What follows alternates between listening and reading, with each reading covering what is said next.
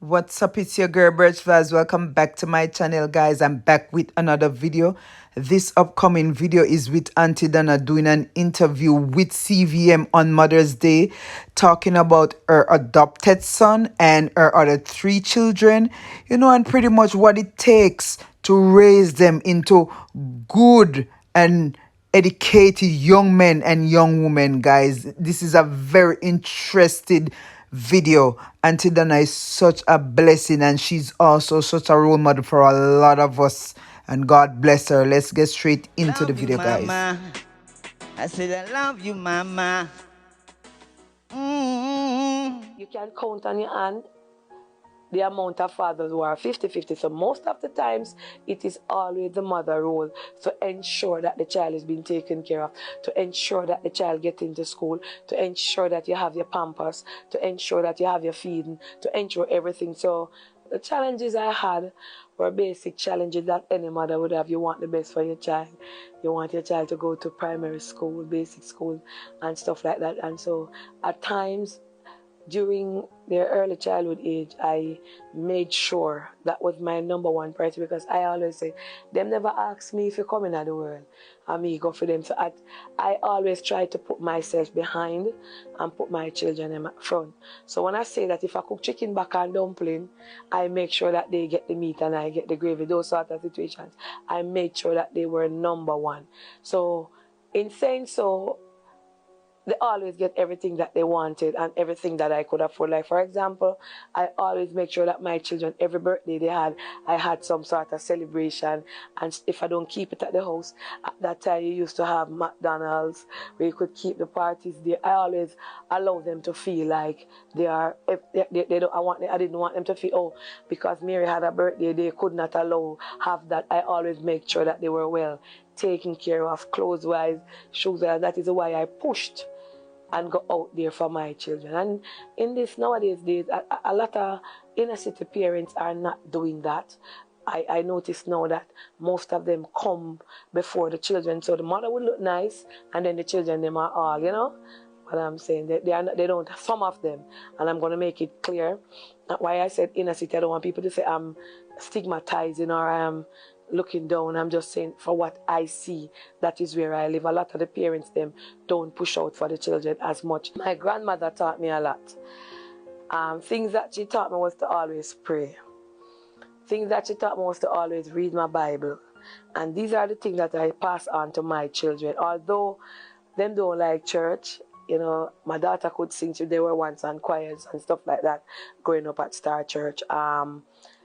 They are not into the church thing now because, young people, but they know how to pray, they know how to read their Bibles.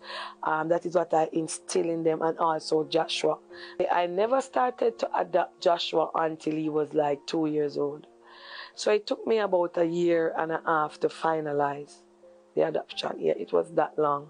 Well, from the get-go, from he was growing up, I always instill into him that he's my son and he's also my nephew. And he knows that he has two mothers. Because remember, it's not like he was adopted from a stranger. He was adopted from my flesh and blood sister. So I instilled that in him. So he knows. Sometimes he would say, Joshie, who is your mommy? Carmen and mommy.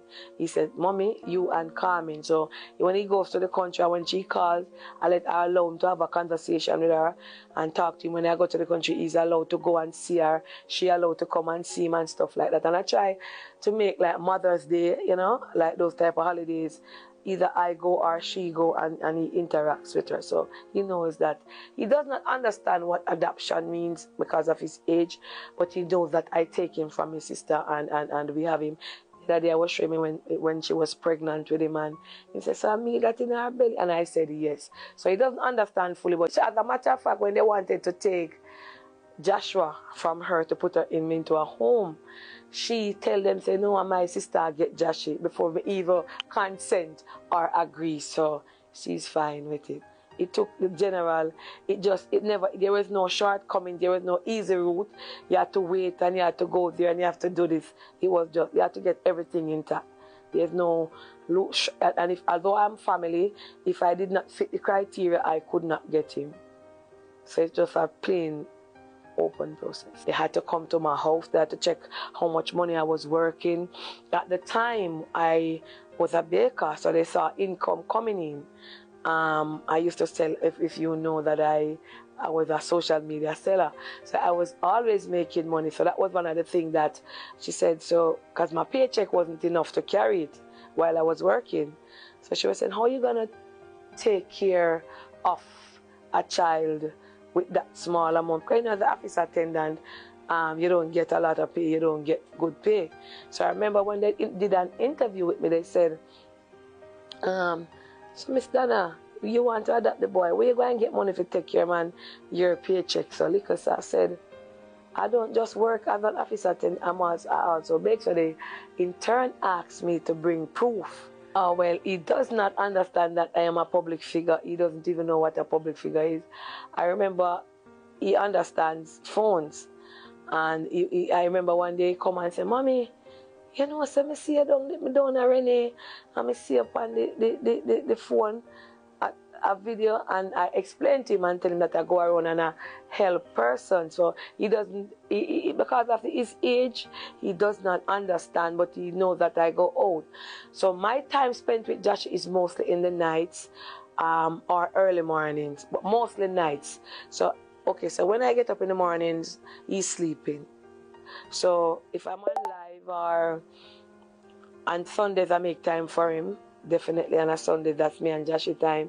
But definitely in the night, he'll come into my room and we chat, or I go into his room and we talk. And I'm, no matter how busy I am, I don't do his homework. I have his teacher who I pay to do that aspect, like his project and stuff like that. So she does the schoolwork and then she does the homework. But no matter how busy may become, I have to check his book to see what's going on and stuff like that, what he do today and what teacher did for him and stuff like that. Well, for me, it has affected Joshua's schooling. He's not able to go to school. As you know, schools are on a closed down. He's not on the internet as most children would be doing the internet work, because I have a private tutor who helps him. But as I see, not for myself, like for other children out there, I see a lot of them up and down on the road. A lot of them, when I ask them, why are you not in school? We don't have any tablet. So I would say that the pandemic for me with Joshua, it has allowed him to be in more because of what is going on outside, but it has also drifted a lot of children from their education. Honestly, growing up, I never really heard a lot about Mother's Day. It was there, but I never hear my grandmother get up and say today are Mother's Day. You know, I never see them celebrate it. Because while growing up as a young mother, now I became more into Mother's Day and stuff like that. But I know that it existed. My children, they never had money to buy gifts, so they would write me cards and stuff like that, you know, write me little poems and give me a teddy bear or a little rose, you know, them plastic rose. I remember one time my daughter drew this picture of me and she put a heart on it and give me to the rose. I must look if I still have it. I laugh for the whole day. I said, Poochie, then I saw me look here, yes. You know, in her eyes, that is how I looked at the time. Love you, mama. I said I love you, mama. Love you, mama. I said I love you, mama. Thank you guys for watching. Remember to subscribe if you have subscribed. Love you guys. Thank you.